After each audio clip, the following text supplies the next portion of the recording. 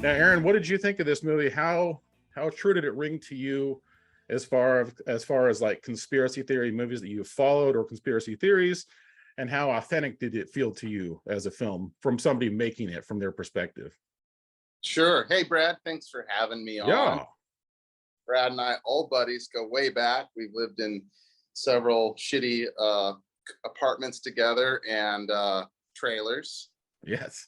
So yeah, we go back quite a ways, and as it said, helped each other out on some movies. I believe I was your first. I was the first person to ever decapitate you in a movie. Yes, that's true. Yes. Your student movie, The Hireling. Yeah. Yeah. And you got funding from the school for that as well too. Did yeah. Yeah. It only appears to me, but You can get a lot of leverage out of Halloween Town props, I'm telling you. Spirit store, Halloween store, all year round. Get it when they're open and stock up for all year round for your low budget horror props. Yeah, it's entering our time of year. But yeah, cut his head off, and then the head knocked over a 6-pack of beer set up like bowling pins. So yeah, it was quite a scene. Yes. Conspiracy. Pretty accurate actually. So I was watching it and sitting down. I love the poster and the idea of using the bowl, which obviously has a lot of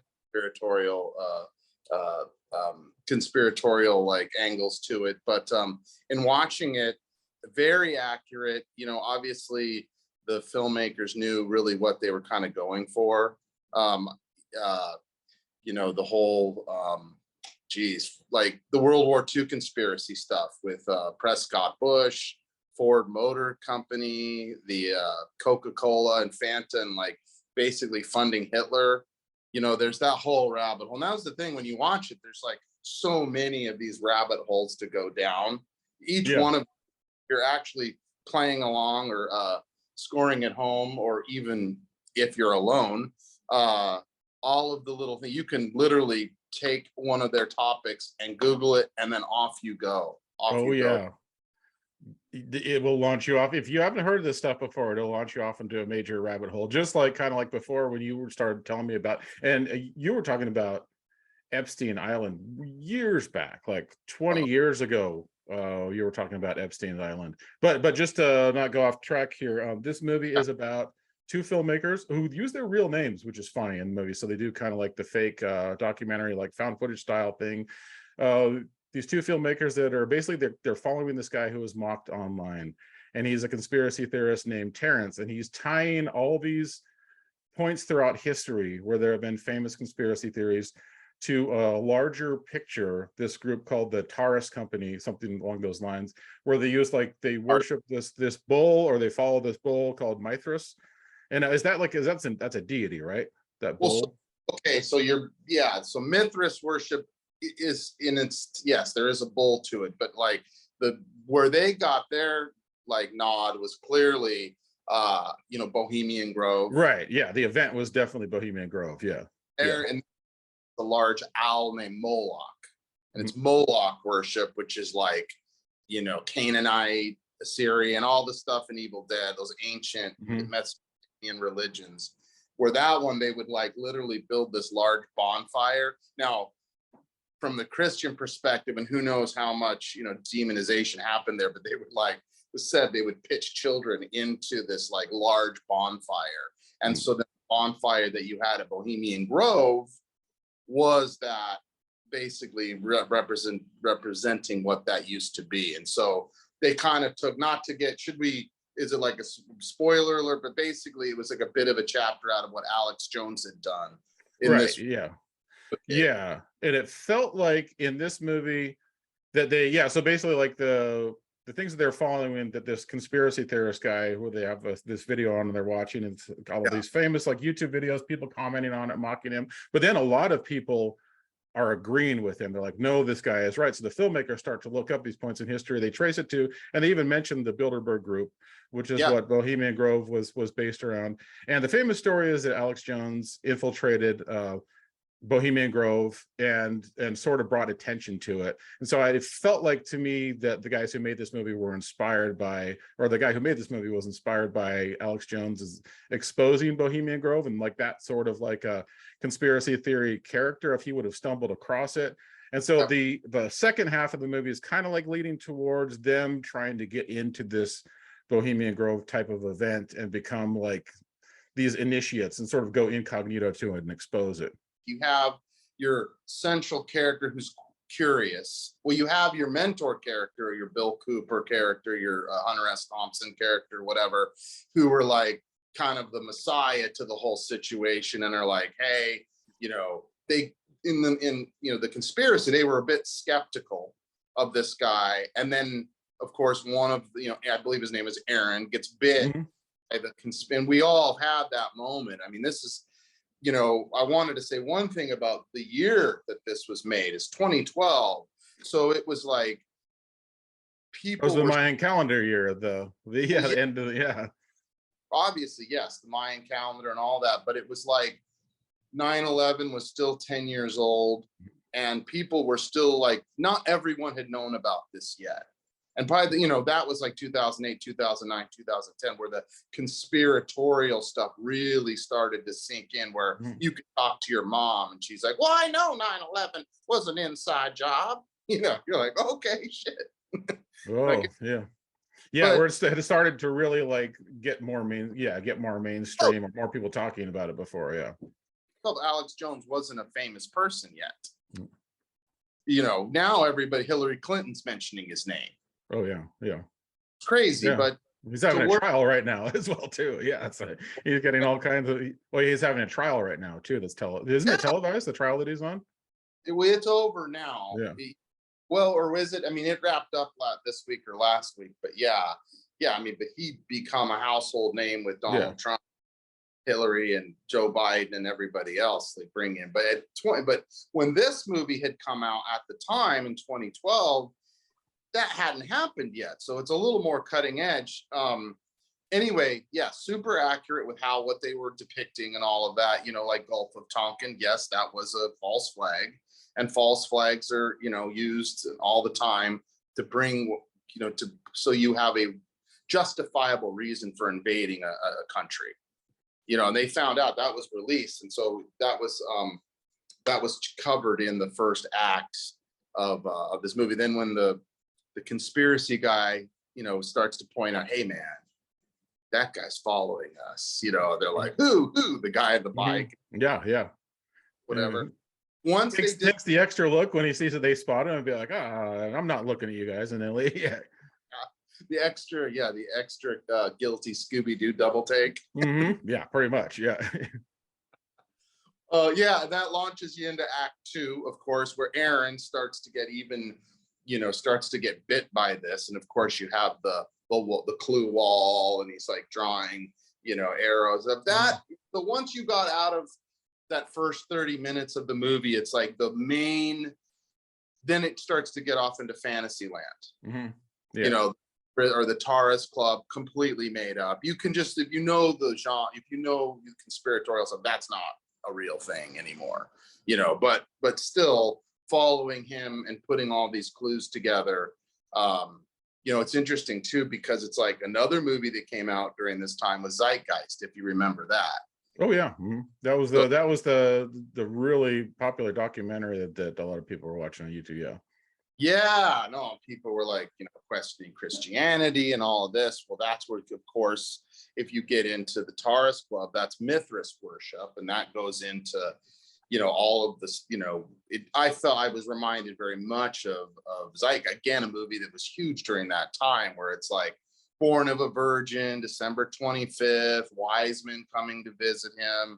He grows up, wanders around, teaching his philosophy, has 12 disciples that are with him, has a passion, which is, the killing of him. Then he's raised up again. They're celebrating Easter. There's a Last Supper. I was like, okay, well, there was another movie that I felt like they were touching on a lot of like big documentaries and hitting on a lot of things that were in the zeitgeist around that time. Yeah, definitely. You can tell, you can certainly tell the filmmaker went down the rabbit hole with it. Things that I think that worked the best, I think the most effective thing about this movie is it comes from the point of view of somebody being confused. So you can tell it's almost like kind of like what the filmmaker was thinking or the character Aaron was thinking, because you got the two characters, Aaron and Jim, when they start to follow the conspiracy theorists and they're like, oh, this guy's full of shit. And then after they start to kind of like look at some of the things he's talking about, and he's talking to them and he says, are you listening? And so once they start to like look up some of these events and this guy may have something to it, then it starts to get really interesting, because it turns into like a Scully and Mulder thing from the X-Files. One's a Right. skeptic, one starts to become a believer. And so, but you could tell like the guy who's the skeptic is kind of scared. He's scared of if it Right. might become real. He wants to sort of deny it. And then the guy who's starting to believe it doesn't really believe it still yet, but he's confused and he's curious about it. So there's a feeling of curiosity in the movie that I think is really kind of can connect with most people when they hear about this kind of stuff. Obviously, some conspiracy theories are going to be complete bullshit. Others are going to end up to turn out to be true, like what happened with the Epstein situation. Wait a minute, that wasn't true. If you go into like prison and you're told that you're put on like suicide watch and no one's watching you, that's plausible. And then you're given a roommate to sort of have some protection so you don't kill yourself. And then he disappears. That's also plausible. And then the guys that are recording it, something happened with the camera, and then they just like went out at that same time when he died. That's also plausible. And then the guys also fell asleep. There is nothing to question here. Yeah, Yeah. absolutely. So, it wasn't some of my favorite. Like, I wish they would have done a little bit better job with the more skeptical character. He Mhm. was like, because he was so quick to be like, "Oh, this is bullshit. You're wrong." But Yeah. you were right to pick up on the fact that he was like a little scared of it. Yeah. But Mhm. they should have done better jobs of like punching holes. I think that they just got a little lazy during that part. The one guy was like definitely down the rabbit hole, Mhm. and they did so these. There weren't any conspiracies that were bullshit that I said. They didn't throw any like we talked a little Yeah, bit. they didn't throw any like super um obscure ones, or more kind of like the Gulf of Tonkin one has been pretty heavily Yeah. covered. Yeah, that one wasn't like an out of the box one. Yeah. Well, just what they do in like a Mel Gibson movie, Mhm. like Yeah. all version. Well, they'll just make stuff up. Right. You know, Right. we're wearing tinfoil hats. We're not really getting into it, and it's just like a writer makes up. But you can't be this creative. These things are way too Right. deep and like penetrating to like But it was again. So another one that it reminded me of was, have you ever seen Freedom to Fascism? No, That I was haven't seen that one. Yeah, so that's Aaron Russo, the guy that produced Trading Places. He Oh, did okay. That's right. Yeah. Yeah, he did a movie called Freedom to Fascism, and that was what I would recommend to view if you've ever seen that documentary, because it literally covers Bilderberg Group, and there's different like spheres of control. So Mhm. Bilderberg's international. Bohemian Grove is like a North American or American type of a situation, where it's like people that are attending that are American elites. Bilderberg is international. Like, you're not going to get Prince Philip at Bohemian Grove. Mhm. Yeah. So there's these different ideas of like puzzle pieces that'll fit together. So it's like North America. Okay, they want the end goal of all of this obviously is a one world order. So Yeah. in the North American hemisphere, they're going to want Canada, United States, and Mexico to merge, a European Union to merge, an African merge, and all of these different conferences and intellectual think tanks and stuff all have their own regions to like take care of. Like, there Yeah. was a Sun Valley conference that had the tech guys to it. And Yeah. that's not secret, but it's like they're all these billionaires are meeting and having Elon Musk talk to them and stuff. So it's like you can understand why people think there might be something going on. Right. Right. Yeah. You Well, know, they've also had, I mean, there's been several video clips, and they use it in this one too, where it's the New World Order, where various politicians have been on camera talking about the New World Order. So yeah, that one has been, and that's like since the 80s they have video on that one, when George yeah, Bush Sr. was talking about it. Yeah. Carter. Yeah. Yeah. Yeah, but it's totally like this stuff to me is totally fascinating. Like the curiosity thing Yeah. is I think what makes it really good fodder for movies is because, and it's sort of like things about, well, this is kind of ties into conspiracy theories too, but there's a whole other topic like aliens, because aliens tie into conspiracy theories. It's the curiosity and it's the mystery of it. It's almost like you're watching like when they apply it well in a movie, it's like they make it a detective story almost, you know. Well, And yeah. I mean, so to button the whole freedom to fascism thing, it basically was like Aaron Russo was told by a Rockefeller, one of the Rockefellers, like the cousin or something like that, he'd become friends with in making Trading Places. He was a very prominent filmmaker and all this. And he was told, they were at like a dinner party smoking, smoking cigars or whatever, and was told that there would be a huge, this was in like the 80s or 90s. It was like there would be this huge cataclysmic event that would bring America into an unending war in the Middle East that would bring us into Afghanistan and Iraq before. And he was like, what? And so he started to go down this rabbit hole, starting with, and it all comes back to the Federal Reserve. And that brings me to another book that should be read if people are into this, is Creature from Jekyll Island by G. Edward Griffin, which is the book version of Freedom to Fascism in a way. But basically a secret cabal, Rockefellers, Warburgs, all the guy on the Monopoly game. Oh yeah. Yeah. Yeah. That's Yeah, interesting. seven big banking, the seven big banking families met on this little island off of North Carolina, called Jekyll Island, and they dreamed up the Federal Reserve, which basically will print you money and charge it's a private cabal that owns it, created it, and then loans money to the government, which then we have to pay taxes for. So basically enlists private citizens into this whole, lending scheme. So anyway, and this is all tied into the Bilderbergs and the whole bit. So yeah, the rabbit hole goes so deep with this kind of stuff, especially yeah, as far as like piquing your curiosity, I think this movie does a very good job of that. And like, yeah, I mean, you could spend like 16 hours watching videos on YouTube, not even tap like just like a no, small portion of how deep this rabbit hole goes. But, I yeah. also thought that, both of these movies were kind of in a way kind of adjacent to found footage. Like The Conspiracy wasn't a found footage movie, right? It had found footage parts in it.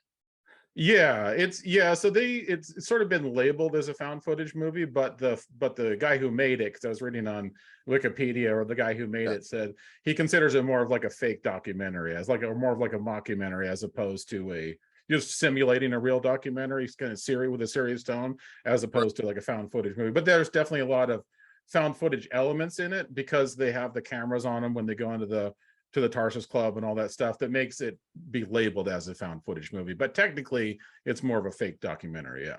Yeah, well, it works well. I was going to say was that it's like for the budget of this, it works well, because how else are you going to actually, if it was a real movie, show the limousines pulling up and the mansion? It's easy to put a goat head over somebody's, and just have little eye cutouts and be like, right. Yeah, like Halloween style. Yeah, introduce that, like utilize that POV as like the little tiny mini. Cause I think they put the cameras on like their lapels or whatnot when they go into that security store at first. But yeah, they have the hidden cameras to make that work. Now I think that like this movie is the most effective. I'll ask you what you think about this as well too. My interpretation of it is that this movie is much more effective in the first half than it is the second half. The second half feels to me like it kind of fizzles out. Now that was probably because of the budget limitations more than anything else. And it does kind of like the way it ends. It fits with how they set up everything, but they built everything up. Like the ideas in this were built up kind of so grandiose that it just seemed like it, and so big that it just seemed like it kind of like didn't have much of a climax to it. Do you agree with that, or do you think differently? I mean, I think that it's what you get in this kind of a genre. I don't know if this is genre, conspiracy, mockumentary. I mean, certainly you could I would think that there's certain limitations and ways that as a writer or filmmaker, you have to kind of do it that way. yeah, in the first third of the movie, you can kind of just go wild, and they were amazingly accurate. They didn't BS, probably because it's just too much work to create your own conspiracy. It's Yeah, easy. I think so. Probably, yeah. Well, Yeah. conspiracy are like bullshit ones fall away. They don't Hmm. have propping them up. You Hmm. know, not even to get into flat Earth, but it's like there is an argument there. I'm not saying it's true or not, but it's like, though, that thing ain't going anywhere. Like, no way is that. There's just so many crazies that are out there that believe in it, and there's so many arguments that you have to have on your side, otherwise it would go away. Hmm. So the first third of that was awesome. The conspiracies are there. If people don't know, this is a great primer to begin Hmm. with. Want to go down that rabbit hole? I think the character of Aaron followed us, and we were him going Yeah. through that, being a mentor. I didn't have a problem as much as you did with the last half, the last Hmm. third of it. I just felt like it was expected. Yeah. Maybe that issue, and you didn't like that as much, but it's like, where else are you gonna take it? You Well, know, I yeah, it fits for like how it was set up initially and like the budget constraints. And there is like some good primal stuff that works. Like the first time I saw it, I was like, oh shit, what the hell's gonna happen? But it was kind of like it does sort of leave it up a little bit more to the imagination, which is also effective.